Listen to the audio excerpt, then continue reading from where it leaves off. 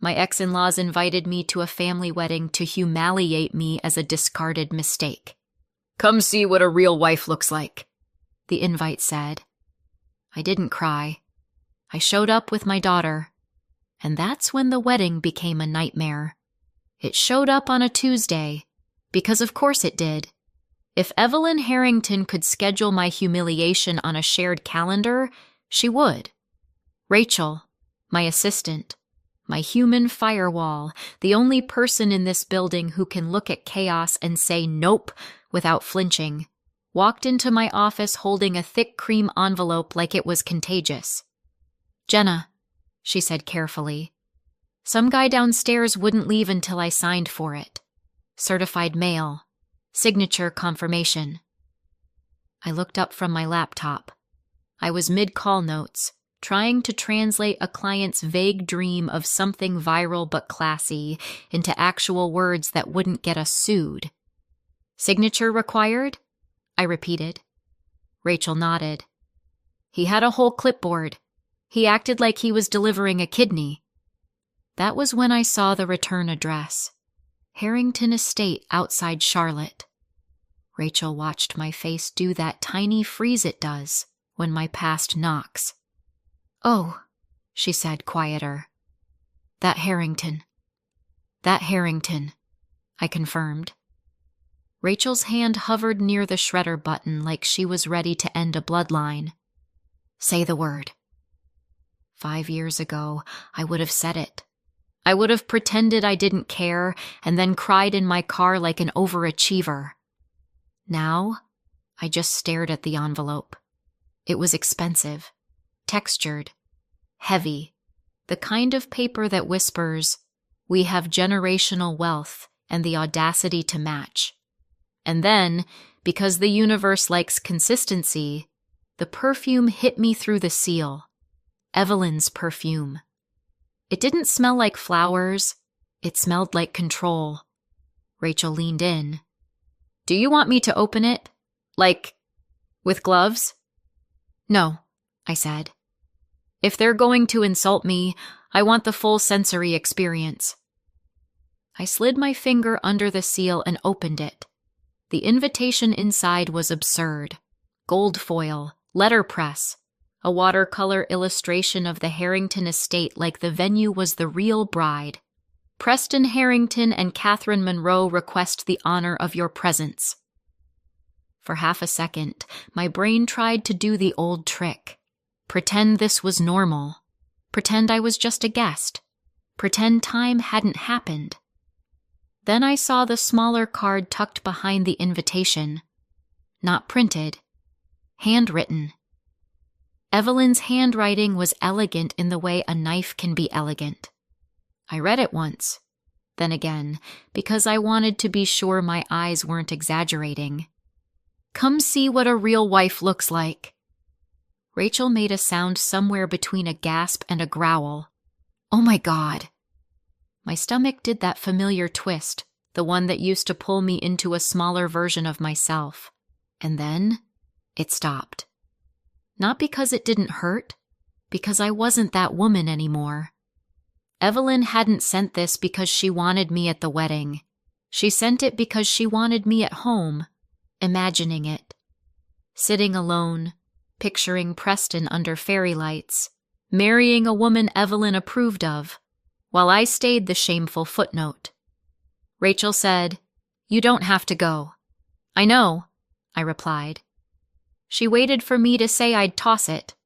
Instead, I opened the RSVP link on my phone and clicked accept. Rachel's eyebrows jumped. "Jenna, I'm going," I said, calm. Rachel blinked like she'd misheard. "Why would you do that to yourself?" I looked at her. Then I said the sentence that changed everything. "And I'm bringing Lily." Rachel's mouth fell open. "Your daughter." "My 5-year-old daughter," I confirmed. Rachel stared at me, then at the envelope, then back at me. "So, we're not going to sit quietly near the bathroom and pretend we don't exist." I smiled, sharp. "No, We're going to be polite. Rachel narrowed her eyes. Aggressively. Exactly, I said. I slid the invitation into my desk drawer like it was a contract. Because that's what it was. Evelyn had invited me to be humiliated. I was going to show up with the truth. I met Preston Harrington at a waterfront restaurant in Charlotte called South Shore, the kind of place where the menu uses words like deconstructed and everyone pretends that's normal. I was 25, working double shifts, saving for night classes, and trying to keep my life from sliding off the table. Preston walked in with a group of guys in button-downs and expensive watches, celebrating something that involved the word portfolio and too many drinks they didn't pay for themselves. He wasn't loud. He wasn't flashy. He was polished. Calm voice, steady eye contact. The kind of man who makes you feel like you're the only person he can see. He asked my name and listened like it mattered. He tipped well. He came back the next week, then the next. He was charming in a way that felt safe, like adulthood with good lighting. When he finally asked me out, it didn't feel like a risk. It felt like relief. For a while, it was good. Preston took me to nice places, but he also came over to my tiny apartment and ate takeout on the couch like a normal person. He remembered details. He held my hand. He said he admired how hard I worked. I didn't realize he was also carefully managing my exposure to his family like I was an allergen. The first time I asked about his mom, he said, "She can be intense." "How intense?" I asked. He hesitated. "She cares." That was his favorite word for her, cares. Not controls, not dominates. Not emotionally annexes entire rooms. Cares. The first time I went to the Harrington estate, I knew I was entering a different ecosystem. The house wasn't cozy, it wasn't lived in, it was curated. Like joy had to be approved by a committee. Evelyn came down the staircase in pearls because of course she did. Evelyn didn't wear casual. Evelyn wore power. She kissed Preston's cheek and held his face like she was checking for scratches. Then she turned to me. "So, you're Jenna," she said, stretching my name out like it was a foreign object. "Yes," I replied. "Nice to meet you, Mrs. Harrington." "Oh," she said sweetly. "Please." Evelyn. Translation. "I'm going to be in your life forever." She smiled. She didn't look mean. She looked assessing. "What do you do, dear?" she asked. "I work in marketing." Her eyes flicked down to my shoes and back to my face. "How modern." I smiled because I didn't yet understand what was happening. I still thought adults said what they meant. Dinner that night was a performance, and I didn't know the script. Evelyn asked questions that weren't really questions. Where did I grow up? What did my parents do? What schools did I attend? Did I cook? Did I plan to keep working after marriage? Every answer I gave seemed to become evidence. If I sounded confident, I was ambitious in the dangerous way. If I sounded humble, I was insecure.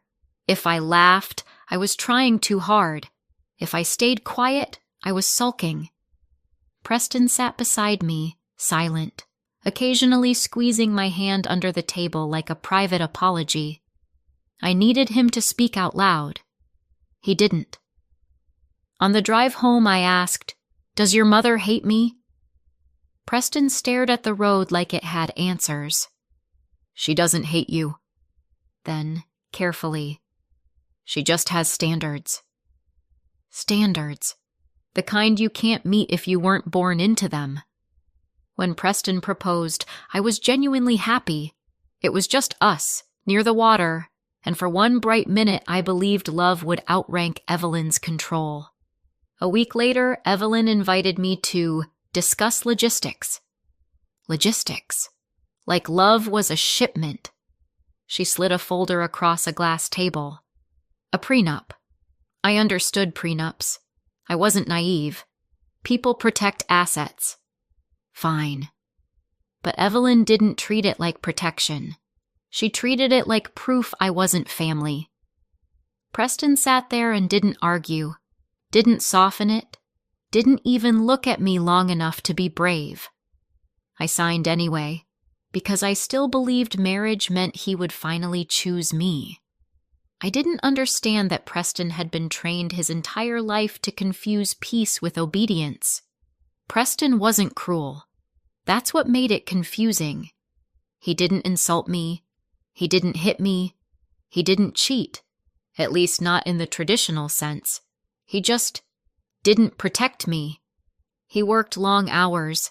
He avoided conflict like it was a disease.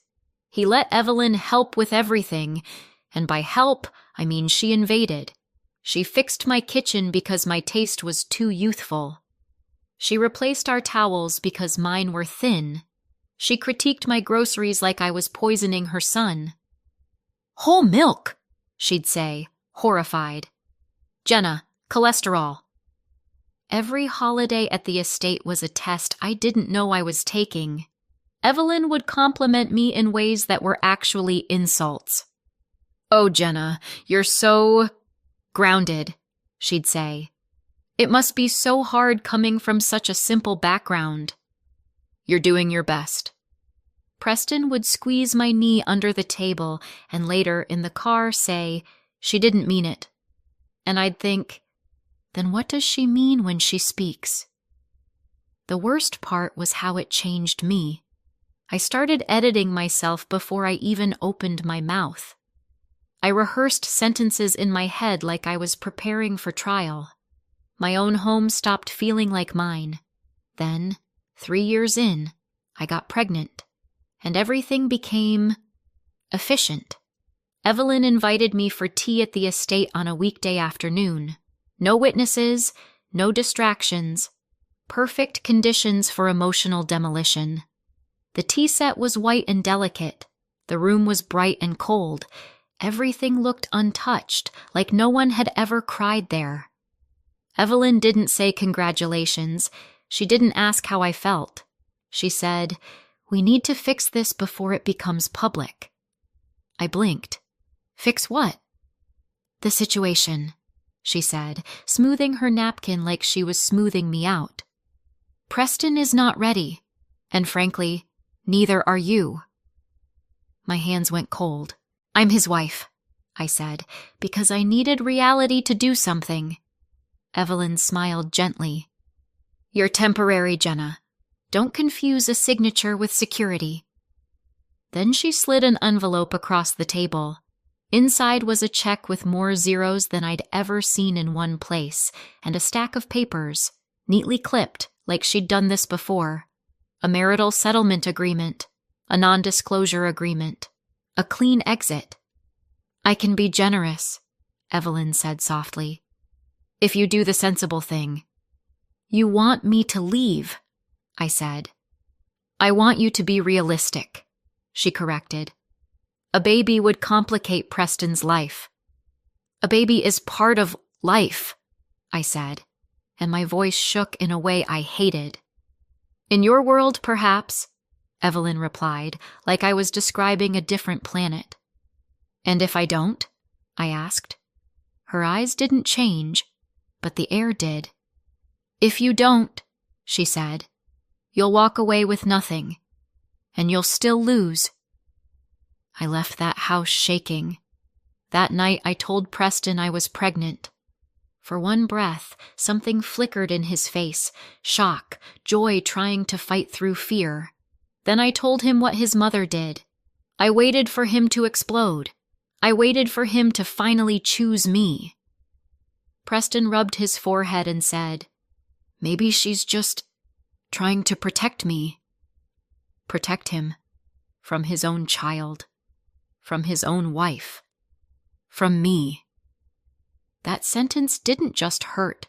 It clarified everything. 2 weeks later, divorce papers arrived through attorneys, like my marriage was a business deal that had gone out of warranty.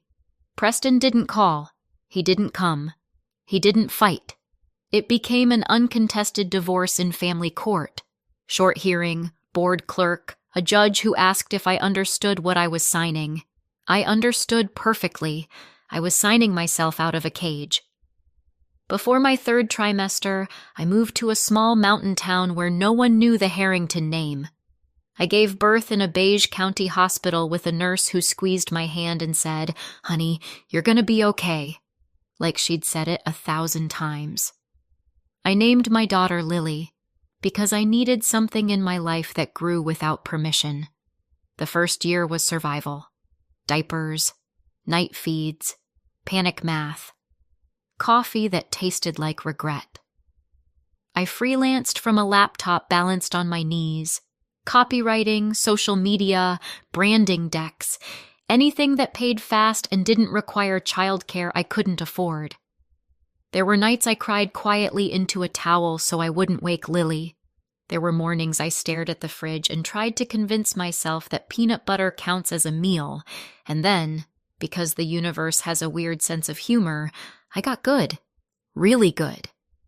I stopped writing cute captions and started building strategies.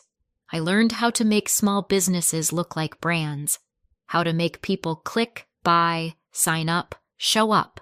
It turns out when you've spent 3 years reading A Room for Danger, you get excellent at reading audiences. A boutique in Raleigh hired me. Their sales jumped. They told a friend. A friend told a founder. A founder called me and said, "I heard you're the one."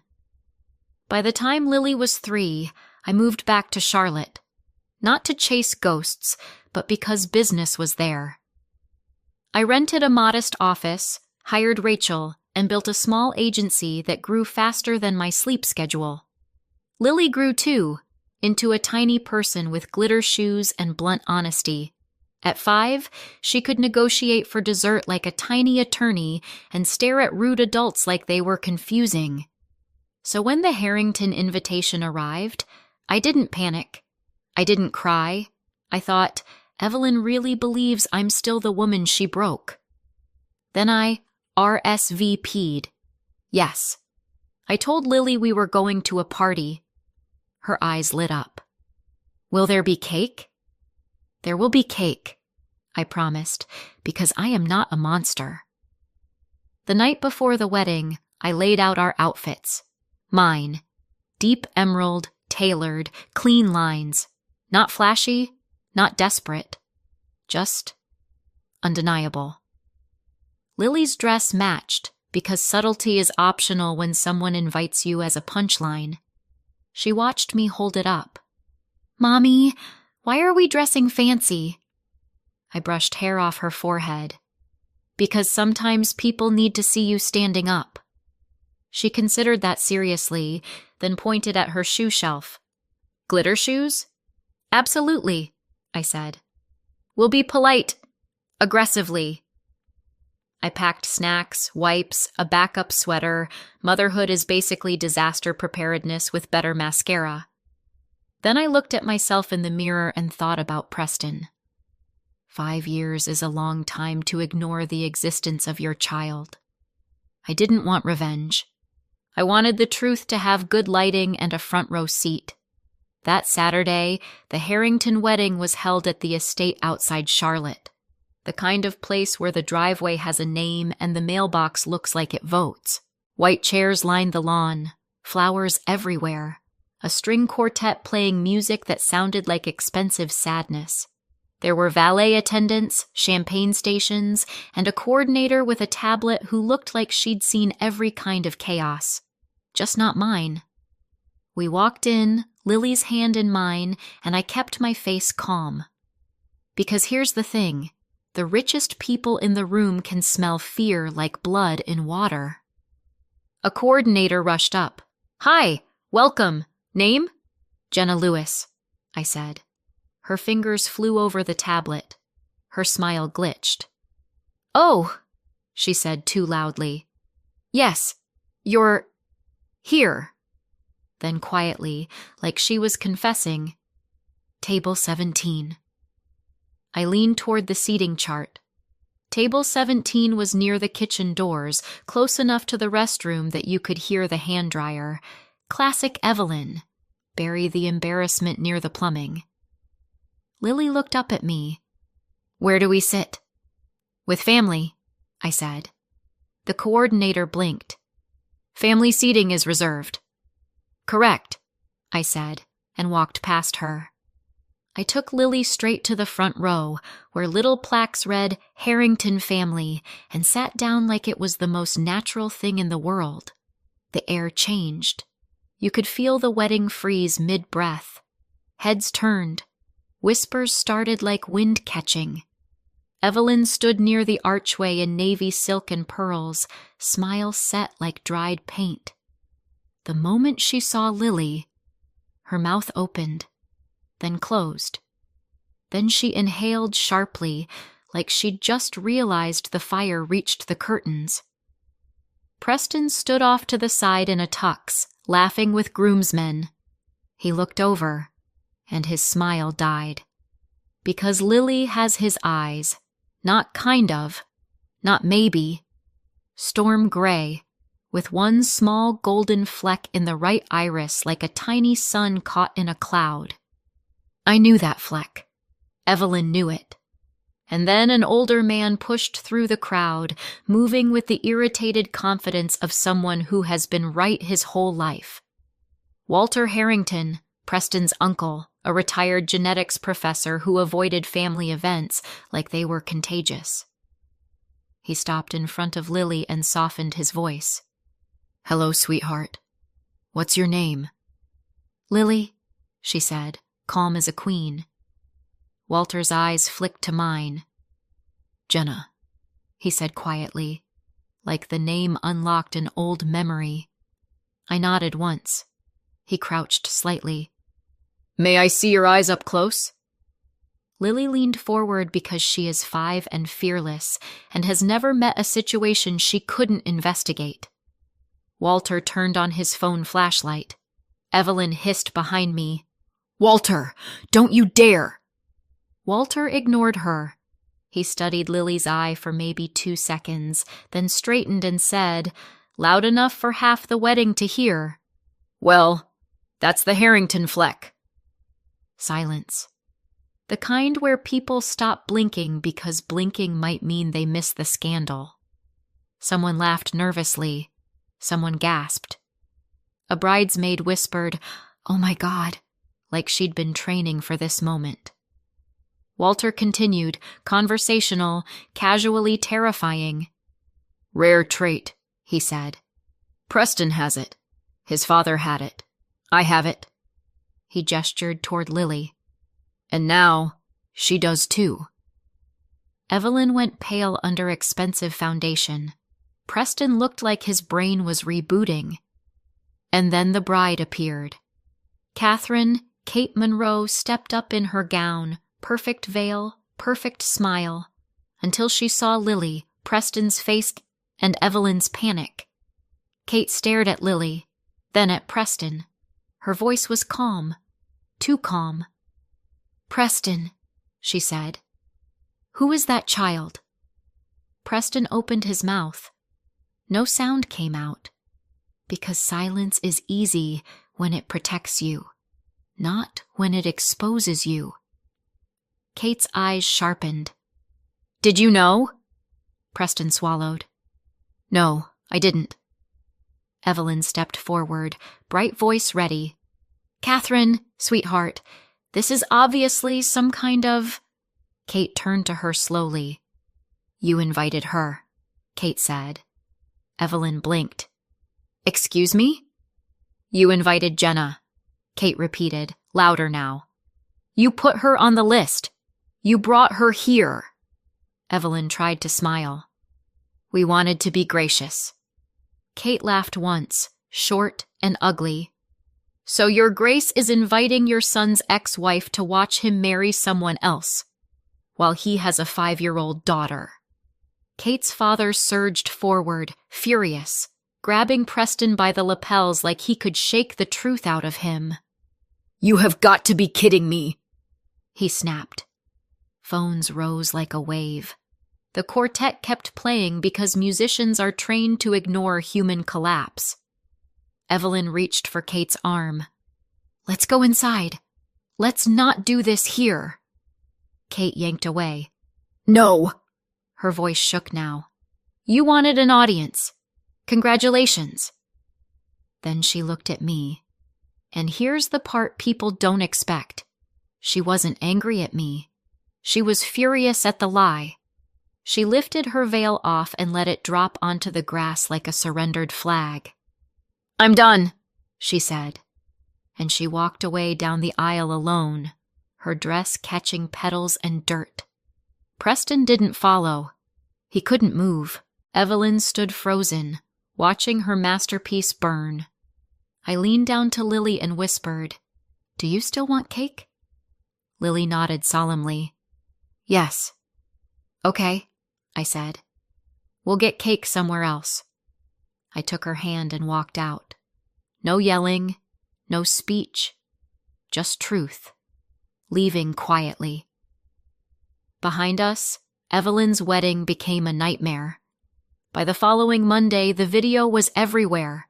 Charlotte everywhere. TikTok clips with dramatic captions, Instagram stories, Facebook neighborhood groups pretending to be shocked while hitting refresh. I didn't post. I didn't comment. I had a business to run and a child who needed her routine more than she needed viral drama. Then Wednesday, Rachel walked into my office holding papers like they were contaminated. "You've been served," she said. Of course I had. A process server came downstairs, asked for me by full name, and handed me a petition like this was an episode of Law and Order, Uptown. It wasn't some dramatic, terminate her rights nonsense. Real court isn't that theatrical. This was a petition to establish paternity and request custody and parenting time. Translation: we want access, and we're using the system to force it. They claimed I'd hidden Lily. They claimed I'd alienated Preston, which was impressive, considering Preston had done the disappearing all by himself. I called my attorney Andrew. He didn't gasp. He didn't lecture. He asked one question. "Do you have documentation?" I opened a drawer and pulled out a red folder. 2 years' worth, I said. "Good," Andrew replied. "Then we respond." A few weeks later, we were in family court. Family court is fluorescent lights, uncomfortable chairs, and people trying to sound reasonable while actively plotting. Preston sat with his lawyer looking stiff and exhausted, like the tuxedo had been replaced by regret. Evelyn sat beside him like a general beside a soldier, calm, controlled, offended by the concept of limits. Their attorney opened with the money speech: stability, resources, opportunities, best interests. Then came the accusation. I withheld the child. I undermined the father's role. Andrew didn't argue emotionally. He argued structurally. First, he slid forward sworn declarations from former household staff, people who watched Evelyn up close and remembered everything. Housekeepers, a driver, a nanny, not friends, not people who hate her. Employees who were there, who heard the words, who saw the pressure. Evelyn's mouth hardened. Their lawyer called it allegations. Andrew nodded. "Which is why we're prepared to call witnesses." Then came the second folder. Public records, a second mortgage, debt, a line of credit. Not because debt makes you a bad parent, but because it made one thing obvious. Evelyn's motives weren't pure. When your main argument is resources, your finances are part of the story. Then Andrew placed the third document down. A trust created by Preston's late father, an education and health trust for future grandchildren, managed by a trustee, with certain distributions coordinated through the child's primary residential parent. Real American money doesn't sit in envelopes. It sits in legal structures. Evelyn didn't want Lily because she suddenly discovered grandma tenderness. She wanted Lily because Lily was leverage. The judge barely looked up, tired already. "We'll need a DNA test and temporary orders." Preston's lawyer wanted weekends immediately. Andrew said no. Lily didn't know him. We weren't treating her like a suitcase. The temporary plan landed where sane plans usually land: DNA test, short supervised visits to start, a step-up plan if things went well, and Preston was ordered not to allow Evelyn any contact with Lily during his parenting time unless we agreed in writing, or a judge later decided otherwise. Evelyn stared like she'd been told gravity was mandatory. Welcome to reality. The lab looked like every medical office in America. Beige walls, laminated posters about hydration, a receptionist who'd seen everything. Lily thought it was hilarious. "They're taking my spit?" "Yes," I said. "Science." "I'm a scientist," she declared proudly. Preston stood nearby, tense, holding his breath like guilt was oxygen. When the results came back, no one was shocked. Paternity confirmed. The judge didn't clap. Judges don't do that. The judge ordered a step-up plan built around Lily's life, not Preston's regrets. Preston's first visit happened at a supervised family center. Books, toys, a staff member nearby, everything designed to keep kids safe and adults honest. He showed up with a stuffed bunny and the expression of a man who realized he missed 5 years he can't buy back.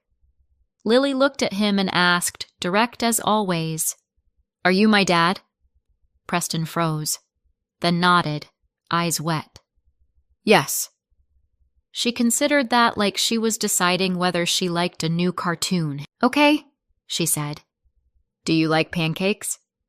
He let out a shaky laugh. "I do." "Good," Lily said seriously. "Pancakes are important." And just like that, she gave him a doorway into her world. Evelyn wasn't there. She wasn't allowed. That was the first time I exhaled in weeks. A few weeks into the plan, Preston asked to talk. Just us. Andrew told me, "Public place, short, no drama." So we met at a busy coffee shop in South End, loud enough that manipulation couldn't bloom. Preston looked nervous. "Good," he said. "I want to understand." I stared at him. "Now you want to understand?" He swallowed. "I didn't know you went through with the pregnancy. My mother told me you handled it." I lifted a brow. "You knew I was pregnant. You didn't try to know what happened after." He rubbed his hands like he was cold. "My mother said you'd disappear and the money," I finished, dry. He flinched. "I'm sorry." Sorry is a small word. Sometimes it means something. Sometimes it's a Band-Aid on a broken bone. "I'm not here to punish you," I said. "I'm here to protect Lily." He nodded. "I want to be her dad." "You don't get to be her dad because you want it," I replied. "You get to be her dad if you show up consistently, and without your mother." Preston's jaw tightened. Then he nodded once. "I can do that." I didn't believe him yet, but Lily deserved the chance, as long as Evelyn stayed out. Evelyn tried to creep back in, a bouquet sent to my office, for Lily, from Grandma Evelyn. I returned it unopened, then a settlement offer, money, NDA language, and a friendly plan that mysteriously gave Evelyn access. Andrew replied with one word, "No." Then came the social pressure. People I barely remembered calling me to say, "Evelyn is just emotional. She's hurting. She's a grandmother." I listened and said, If she wants a relationship, she can respect the court order. Then I hung up. Because women like Evelyn expect people to fold. They treat no like a negotiation. But I'm not 25 anymore. I'm a mother, and motherhood teaches you a brutal truth. Politeness is optional when your child is involved. Preston didn't get his perfect wedding. Kate didn't get a perfect husband. Evelyn didn't get her perfect narrative. And I didn't get revenge in the movie trailer way people fantasize about. I didn't scream. I didn't throw wine. I didn't ruin the cake. I just showed up with the truth holding my hand. The court gave me primary physical custody. Preston got structured parenting time that expanded slowly as Lily got comfortable. Evelyn got limits and consequences. Preston is still learning. Some days he's awkward. Some days he's trying so hard it's almost painful to watch. But he shows up. And Lily, glitter shoes, strong opinions, tiny lawyer energy, comes home and tells me things like, "Dad makes heart pancakes, but they look like blobs." Then she adds, very serious, "Don't laugh. He's trying." And that's when I know Lily is going to be okay. Because she has something I didn't have back then, a mother who won't let anyone erase her. So when I think about that invitation, gold foil, perfumed paper, that smug little card, I don't feel hurt anymore. I feel amused.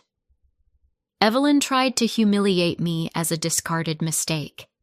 And instead, she introduced her entire world to the one truth she spent 5 years trying to bury. Funny how that works. So tell me, if you were me, would you have stayed home and protected your peace? Or would you have shown up, held your kid's hand, and let the truth do the talking?